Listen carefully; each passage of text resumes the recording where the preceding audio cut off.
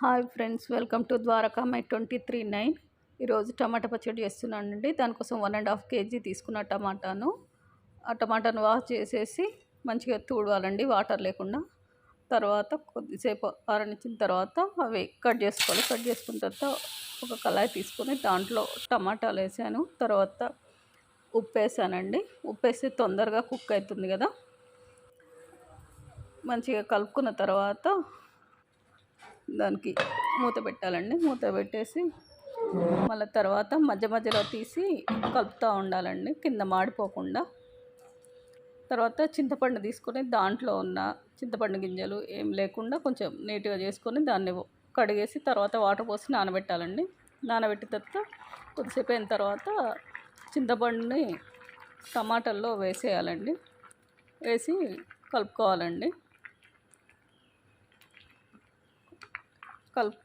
ఎందుకంటే కలుపుతూ ఉండాలి, లేకపోతే కింద మాడుతుంది అన్నట్టు.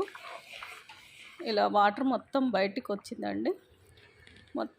తర్వాత కొన్ని ఎల్లిపాయలు ఓపెన్ చేసుకోవాలండి. ఒక కళాయి తీసుకొనేసి జీలకర్ర, మెంతులు కొద్దిసేపు ఫ్రై చేయాలండి. అలా వేపిన తర్వాత దాంట్లో పోసుకొని తర్వాత ఆవాలు కూడా యాడ్ చేసుకొని మిక్సీలో వేయాలండి.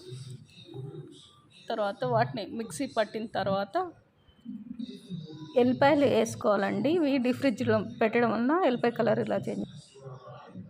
తర్వాత స్టార్టింగ్లో మనం కొంచెం ఉప్పు వేసాం కదా, మళ్ళీ దీంట్లో ఇంకో స్పూన్ ఉప్పు వేస్తున్నా అండి. తర్వాత కారం తగినంత వేయండి, ఉప్పు కారం తగినంత వేయండి. తర్వాత టమాటా దగ్గరికి అయిందండి. తర్వాత ఆ టమాటాని మిక్సీలో వేసేసి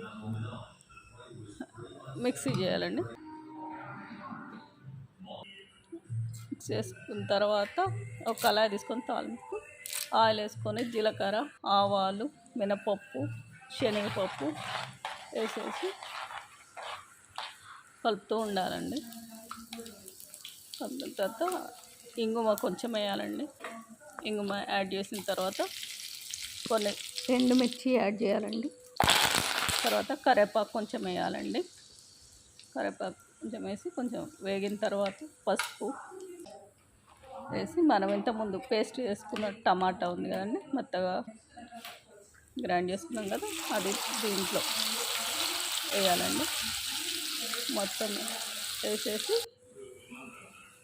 మంచిగా కలుపుకోవాలండి. అంటే స్టవ్ ఆఫ్ చేయాలి. తర్వాత వేడికి కొద్దిసేపు ఉంచాలండి. దాంట్లో ఏమన్నా వాటర్ ఏమన్నా కంటెంట్ ఏమన్నా ఉంటే మొత్తం పోతుంది. ఇలా మనం ఆయిల్ కొంచెం ఎక్కువనే ఉండాలండి. పచ్చడి నిల్వ ఉండాలంటే ఆయిల్ కొంచెం ఎక్కువ ఉంటేనే బాగుంటుంది. మీకు నచ్చినట్టయితే like and share and subscribe.